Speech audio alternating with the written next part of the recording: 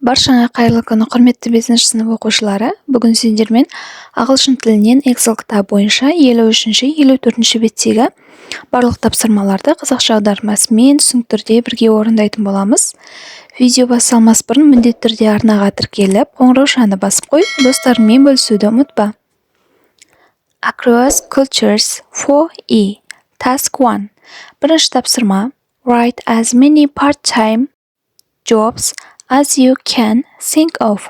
Compare your list with your partners, baby sister, dog walker. Бұл тапсырмада бізге жарты күндік жұмыстардың қаншасын білесің және қандай түрлерін білесің, соны жазу керек. Жазғандарыңды қасындағы жұбыңмен салыстыр деген. Біздің жауабымыз delivery driver, жеткізуші, жүргізуші, nanny, күтуші, няня яғни, accountant, есепші, bank teller, банк есепшісі, driver, жүргізуші, receptionist, ресепшн қызметкері, personal driver, адамның жекеменшік жүргізушісі. Міне оқушылар, біз бұны жарты күндік жұмыс түрлеріне жатқызамыз. Келесі бізде екінші тапсырма exercise 2. Read the title and look at the pictures. What do you think the blog is about? Listen and read to find out. Тақырыпты оқы және суреттерге қара. Бұл блог не туралы деп ойлайсың? Тыңдалымды тыңдап және текстті оқып шық, жауабын тап деген. Алдымен текстті оқып шығайық. This is blog, all in a day's work. Hi everyone, my sister wants to get a part-time job to save some money, but she has to wait until next year. In the UK, the law says that teens can have a part-time job when they are 13. Then we can work for 2 hours a day on school days, 5 hours on Saturdays and 2 on Sundays. We can also work more hours during the school holidays. What about you? Tell me when you can start work in your country.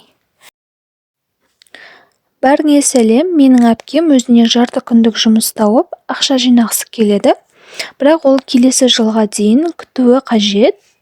Ұлыбританияда заң бойынша жасөспірімдер 13 жасқа толған соң ғана жарты күндік жұмыс жасауға рұқсат етілген.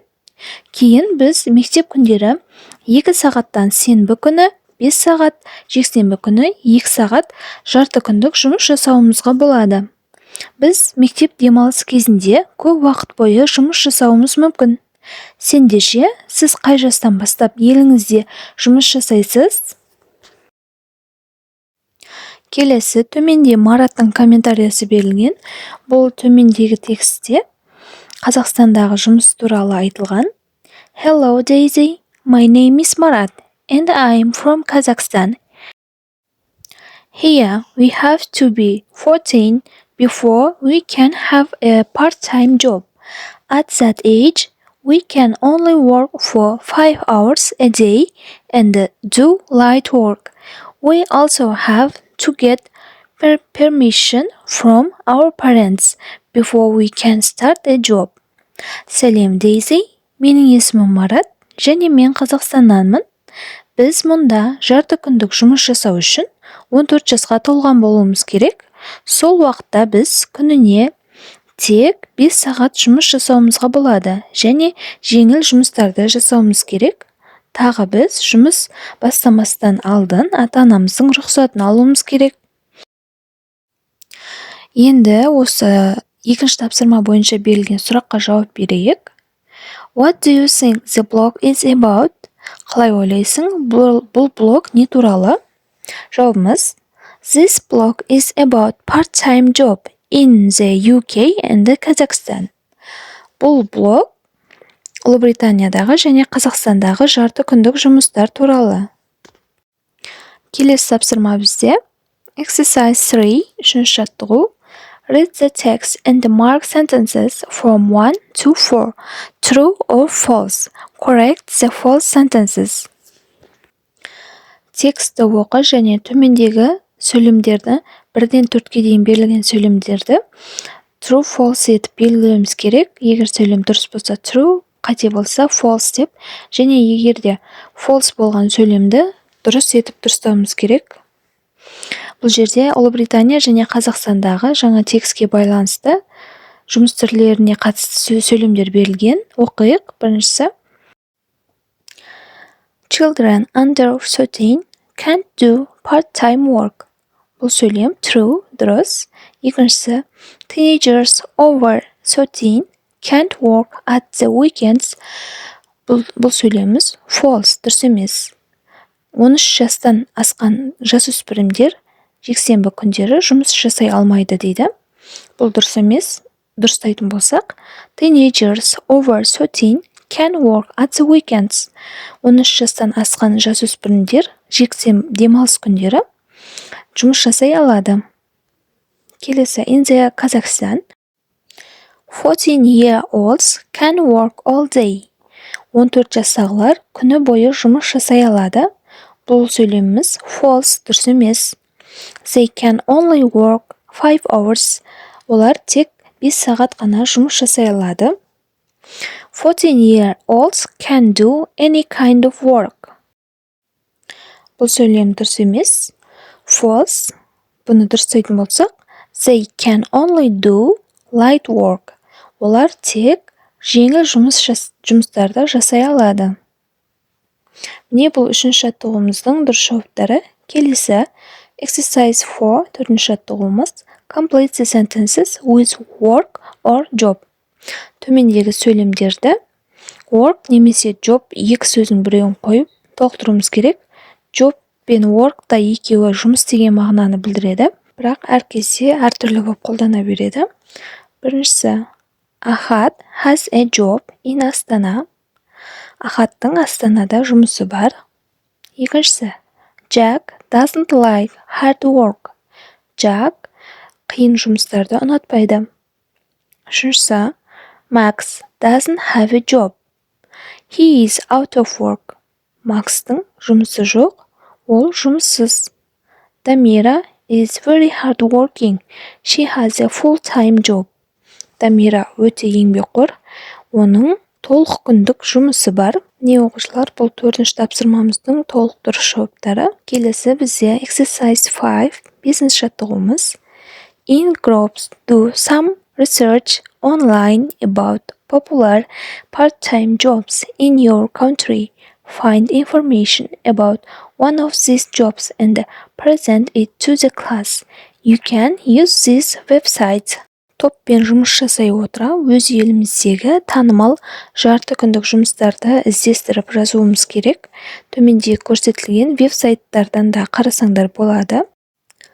Popular part-time job in my country is a nanny. You can earn money by look after children. It isn't hard work. It is very easy and funny work. Менің елімдегі танымал жарты күндік жұмыс ол бала күтушісі. Сен балаларға қарай тұру арқылы жақсы табыс таба аласың. Бұл қиын жұмыс емес, бұл оңай және көңілді жұмыс. Міне оқушылар, дұрыс жауабы осы. Осымен 53-ші беттегі тапсырмаларды аяқтаймыз. Келесі бізде 54-ші бетке көшеміз. Across the curriculum for F. Exercise 1, бірінші тапсырмамыз. Look at the pictures and read the title. Why do you think ants are amazing? Listen and read to find out. Суреттерге қара және тақырыпты оқы. Неліктен құмырсқалар таңғаларлық деп ойлайсың? Тыңда және тексті оқы. Осы сұраққа жауап бер. Алдымен тексті оқып аударып алайық. Ants live in a large community called a colony. There are thousands of ants in each colony. They are very organized and have different jobs. Құмырсқалар үлкен колония деп аталатын үлкен қауымдастықта өмір сүреді. Әр колонияда мыңдаған құмырсқалар бар. Олар өте ұйымшыл және әртүрлі жұмыстар істейді. The queen ant lives inside the nest and lays eggs. There can be one queen or many queens. The queen usually lives for a year or two, but the queens of some species can live for up to 30 years. Usually, queen ants are much bigger than the other ants in the colony. Аналық құрмысқа ұяның ішінде жүріп өмір сүреді және құрмысқа салады. Олар бір патшайым немесе одан да көп ханшайым болуы мүмкін. Патшайымдар 1 жыл немесе 2 жыл өмір сүреді. Бірақ түрлерінің ханшайымдары 30 жылға дейін өмір сүруі мүмкін. Әдетте ханшайым құрмысқалар басқа колониядағы құрмысқаларға қарағанда үлкенірек болады. The worker ants dig tunnels and find the collect food. They are all female. They usually only live for a few months. Most ants in the colony are worker ants. Жұмысшы құрмысқалар туннелдер қазып, тамақ табады және жинайды. Олардың барлығы әйелдер. Олар әдетте бірнеше ай ғана өмір сүреді. Көптеген құрмысқалар колониядағы жұмысшы құрмысқалар. Some ants colonies also have soldier ants. They protect the colony, attack ants from other colonies, and carry heavy objects. They are also female and live for a few months. They are bigger than worker ants and drones. Кейбір құрмысқа колонияларында солдат құрмысқаларда болады. Олар колонияны қорғап және басқа колониялардың шабуылынан қорғайды және ауыр заттарды көтереді. Оларда әйелдер және оларда бірнеше ай ғана өмір сүреді. Солдат құрмысқалар және жұмысшы құрмысқалар дрондардан үлкенірек болады. The drones are the only male ants. They have wings and they all fly away on warm days in summer to mate. They live for a few weeks or months. An ant can't survive long on its own, but by working together in their colonies, they can live almost anywhere. Дрондар жалғыз еркек құрмысқалар. Олардың қанаттары бар және олар жұптау үшін жаздың жылы күндерінде ұшып кетеді. Олар бірнеше апта немесе айлап өмір сүреді. Құрмысқа өздігінен ұзақ өмір сүре алмайды, бірақ олардың колонияларында бірге жұмыс істеу арқылы олар кез келген жерде өмір сүре алады. Міне оқушылар, тексті толығымен аударып шықтық. Енді осы бірінші тапсырмадағы қойылған сұраққа жауап берейік. What do you think? Ants are amazing. Қалай ойлайсың? Құрмысқалар не үшін таңғаларлық? Бұған жауабымыз: I think ants are amazing because they live in colonies of thousands of ants and together they can live almost anywhere. Some queen ants can live up to 30 years. Міне оқушылар, бұл бірінші тапсырмаға жауабымыз осы. Келесі жаттығу бізде exercise 2, екінші тапсырма. Write again and replace the words in bold with queen ant, worker ant, soldier ant, drone.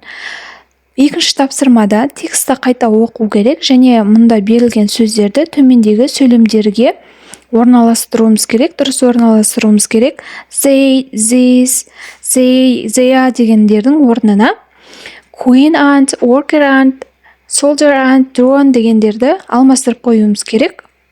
Біріншісі, some ant colonies don't have soldier ant. Кейбір құрмысқа колонияларында солдат құрмысқалар жоқ. Келесі, drones leave the nest when the weather is good. Ауа райы жақсы болған кезде дрондар ұядан ұшып шығып кетеді. Келесі үшіншісі, there are many of worker ants in each colony. Мұнда әрбір колонияда жұмысшы құмырсқалар көп. Төртіншісі, queen ant are the biggest kind of ant in many colonies. Ханшайым құмырсқалар колониядағы құмырсқалардың ең үлкен түрі. Міне оқушылар, осымен екінші тапсырманы аяқтаймыз. Келесі бізде exercise 3 үшінші жаттығуымыз write down 3 facts from the text that you find interesting, tell the class. Жоғарыдағы мәтіннен өзіңе қызық болған 3 фактты жазу керек және оны сыныпқа айтып бер дейді. Менің жауабым ants live in a large colony. There are thousands of ants in each colony. The worker ants dig tunnels and find and collect food. They usually only live for a few months. Келесі жаттығу бізде төртінші жаттығу exercise 4.